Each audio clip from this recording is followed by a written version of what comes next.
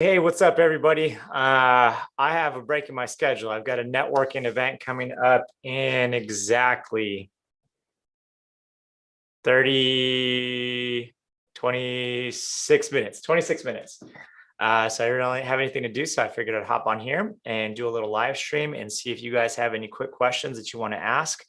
So send them on through if you're catching this. Let me go over to my Facebook real quick so I can make sure to check all of the questions. Hope you guys are doing well. Tuesday, Tech Tuesday. If you guys got tech questions, gear questions, any of that stuff, anything you want to talk about, bring it on. Let's do it. Other questions, just pop them here. I'm going to go to the page real quick and I'll be able to answer your questions.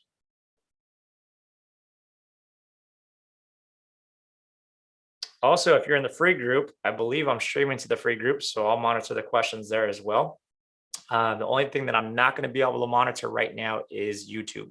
So if you ask a question in YouTube, I'm sorry, I'll probably miss it, but just come over to the free Facebook group or to the paid Facebook group and we'll check it out. So let's see, Dylan, James, what's going on? Dylan, I hope you're doing well, brother. Good to see you. Let me make sure this is up and running on my end.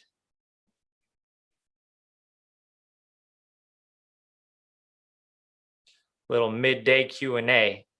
I like the ring to that. Sounds good. Midday Q&A.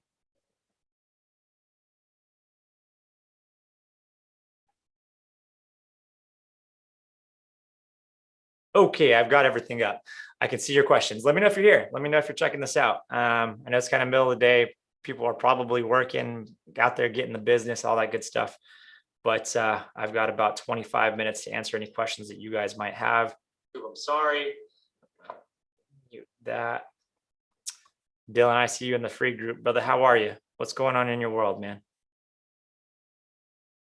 Couple of announcements while I'm waiting for questions, if anybody has them. This week we have training again and good stuff happening. So make sure to check this out. So today we are going to have an accountability session. We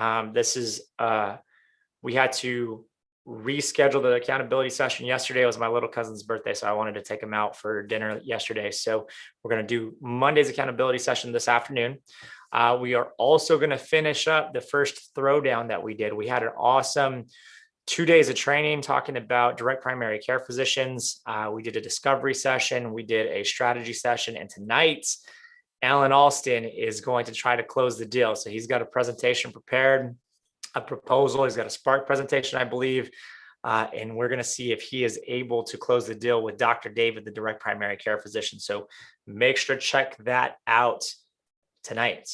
Tomorrow, we are going to have a Zoom live. It will be recorded. Please don't ask if you can catch the recording. Yes, you can catch the recording. I'm going to live stream it and you can watch the live stream. And we are going to talk with my CPA, my accountant, Renee Law. She's my bookkeeper. She's the person that makes sure all my taxes are squared away, that I'm not paying too much money in tax, all that good stuff. We have introduced her to the group. She is right here in the Facebook group, so you guys will be able to talk to her. If you have tax questions, we're going to refer those over to her. She is available for hire. So this is a network, right? So if you want to go hire her to do your taxes because I'm referring you guys over to her because I trust her, probably a good idea to go and work with her and see if she can help you out with your tax situation as well. So that's going to be tomorrow, midday. Look at the schedule. Okay, cool. Let's see. We got a few people hopping in here. Do you work based on billable hours? And if so, how many hours a month do you average? So Joel, are you talking about like my video work? If that's the case, no, I never work on billable hours. The only thing that I ever do that's on a billable hour, Joel, is my editing work for revisions. So when we set up the contract and we're going through the negotiations, we get to the point where we're going to sign the contract and I review everything with the client, I will let them know that we are going to film and then we're going to go into post-production. And once we get to the point where I'm handing over a review copy of the project, right, whether it's one video or 10 videos or whatever it is, I'm going to give them a review copy. At that point, they are going to have 1 hour free of revisions. So they need to make me a list of revisions that they want to do. And I do it within that 1 hour. The billable hours parts comes in if that is going to be longer than 1 hour, at which point I will charge them a dollar amount per hour for however long it is that those revisions are going to take. I don't ever really run into that very much because part of the pre-production process and really understanding your client is agreeing to what is going to be created. So they're not seeing something for the first time and they're like, this isn't what I had envisioned, or this isn't what we had planned on. So most of the time I give them the review copy and they're like, this is pretty close to perfect, but we want to change this title, or we want to do this, or whatever it is, right? Small little things. And then if it goes past the hour phase, then I charge them a billable hour. But that's all in the contract that I come up with them. So good question, Joel. Dylan, okay, let's see. Struggling to find time for outreach. Yeah, that's a tough one. Full-time job producing my wife's podcast and being a dad, outreach comes in last on the list. This is a tough one, Dylan, because I know what you're talking about, dude. Especially, well, Dylan, let me ask you this: is your wife's podcast, is it a business? Is it a revenue source for your family? And if so, fantastic, especially if it's growing. If it's not a revenue source and it's a hobby or just whatever, maybe the priority needs to go to where you are generating revenue for your business. I don't know. So I'd be interested in knowing if that's a revenue source for you or not. So, but here's the thing, Dylan, is that when you're an entrepreneur, and I say this all the time, you have a responsibility to your business to stay in business.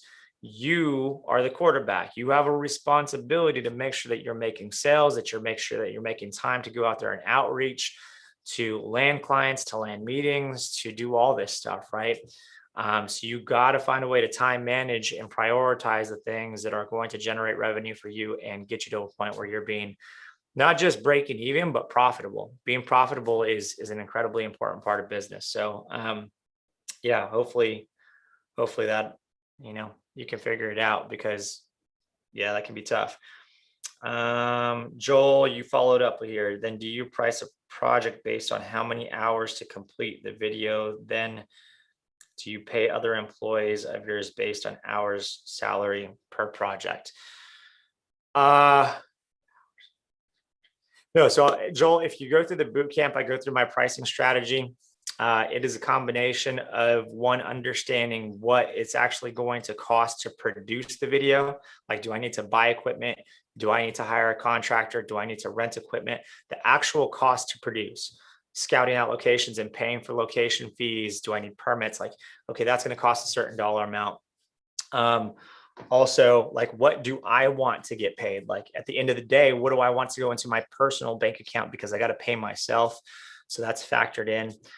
There's also profit that's on top of that, right? So I add a profit margin. So if I have a $10,000 project and my profit margin is 20%, then I tack on an additional $2,000 to that profit, or to the project.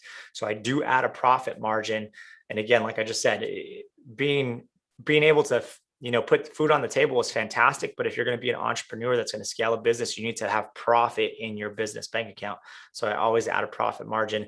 And then once I get to that point and I have an idea of what I want to charge, then I look at the value-based pricing approach, so that I'm not undervaluing myself. So if I create a video strategy that is going to generate, based on kind of what we're thinking, $1 million in revenue for my clients, I'm not only going to charge them $5,000, right? That's too low. $5,000, $1 million, it's not proportionate.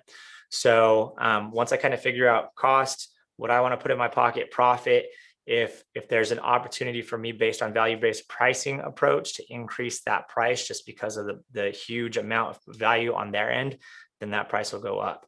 As far as the people that I hire, they're usually hired on per project basis. And it always depends, right? So sometimes I just need a camera operator to hold on the tripod and, follow a speaker, or sometimes I need lighting. Sometimes I need an editor. Sometimes I need a digital marketer.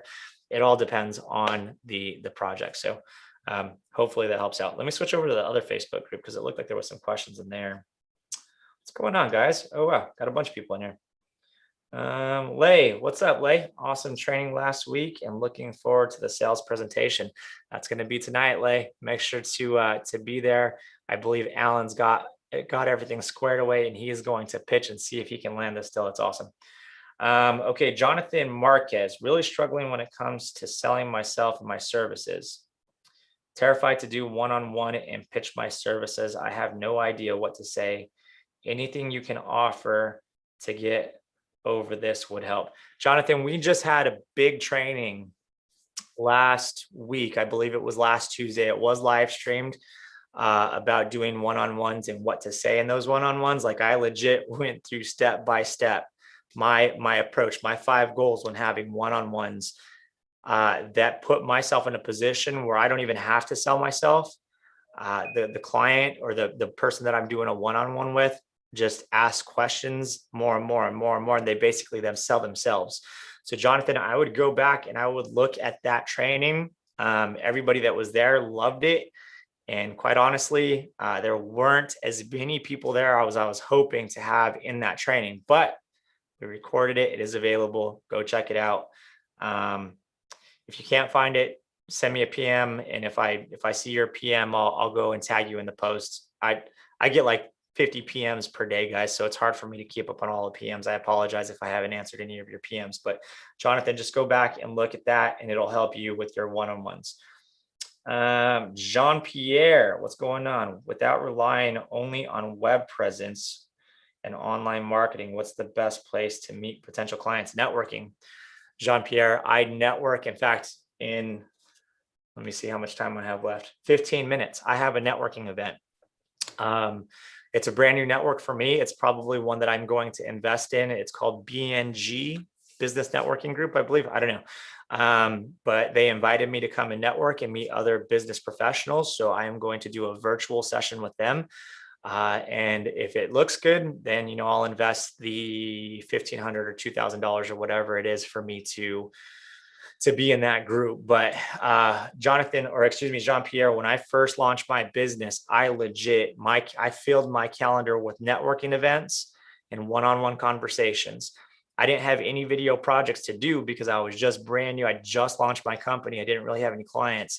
So I filled it up with building my network, and that paid off. At about the 9-month time frame of networking constantly, I'm talking like 4 or 5 networking group meetings per week and at least 2 one-on-ones, maybe even 3 one-on-ones per day with business people, business individuals. At about 9 months, referrals and business started to trickle in.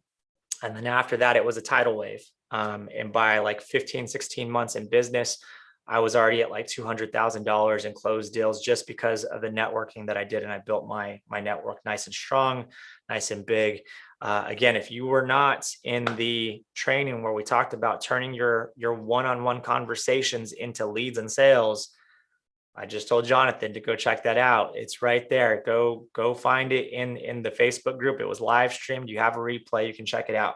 But that's what I teach in the course. What I taught in that training is basically all I did for the first 7 or 8, 9 months of my business. And even to this day, I'm about to go to a networking event. So I highly recommend networking. Networking groups, meetings. Ali, I see your post there. Okay, cool. I could not agree more, whether online or in person, networking, marketing groups. Yeah, networking is huge.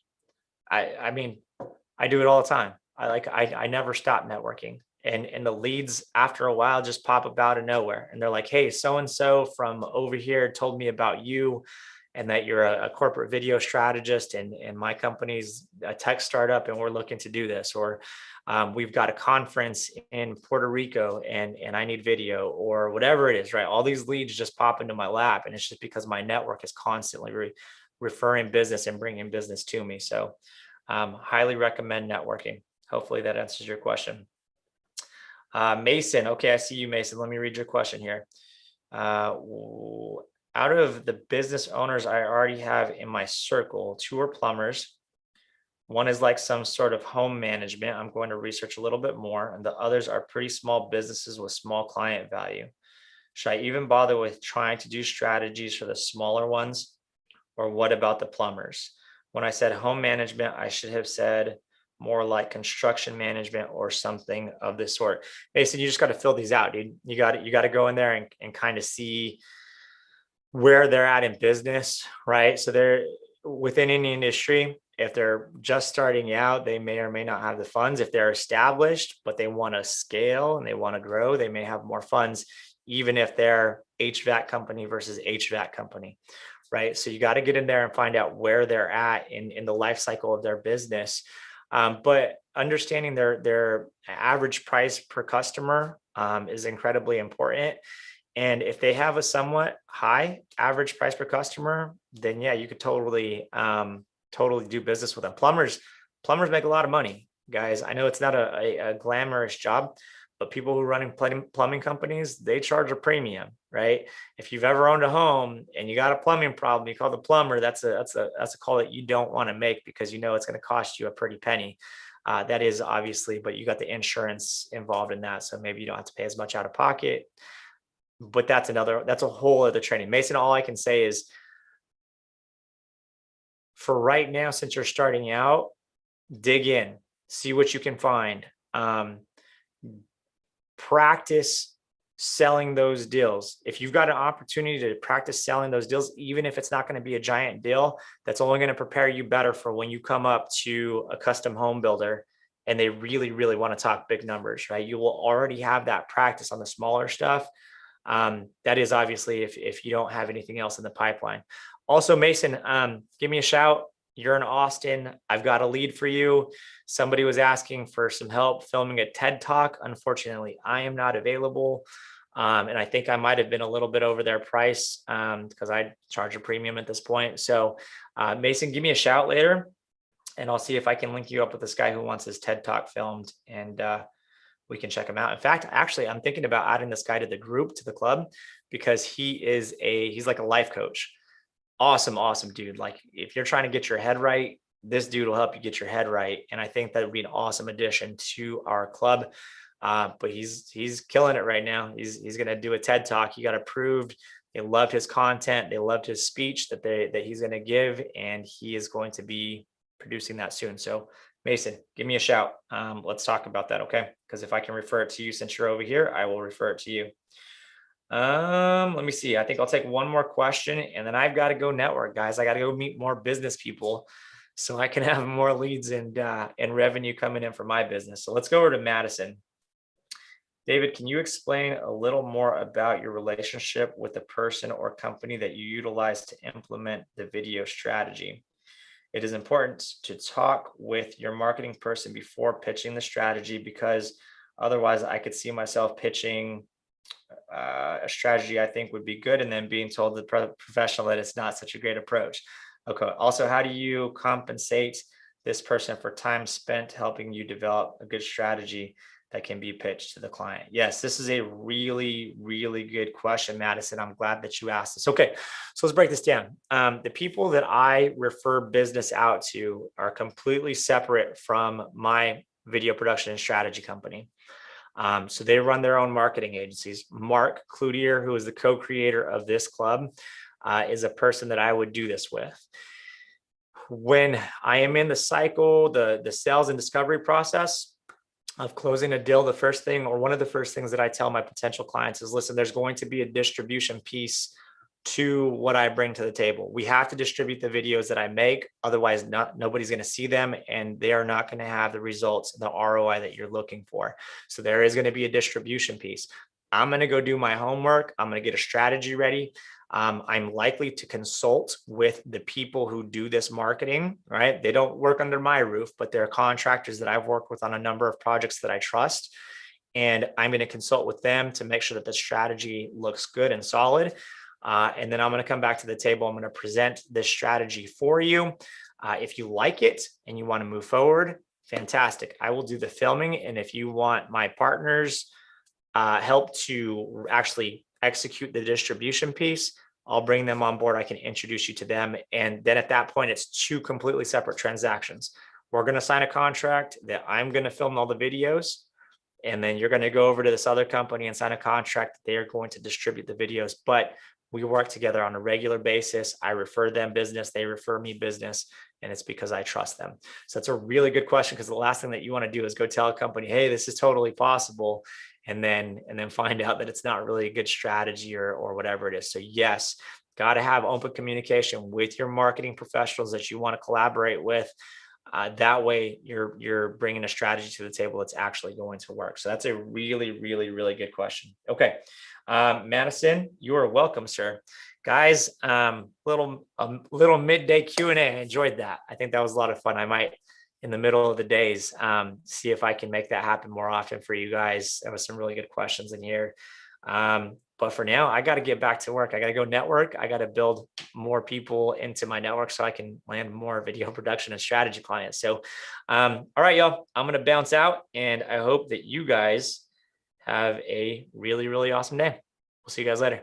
Oh, make sure to be at training tonight. It's going to be awesome. And make sure to watch Renee Law tomorrow. She's my CPA. She's already in the group. We're going to talk to her about taxes, how to set up your business. I've got questions for her about, like, how do I save more on my taxes and not have to pay Uncle Sam as much. So we are going to do that and have a real good time with it. So hopefully you guys are there, and everybody have a good day. We'll see you guys there.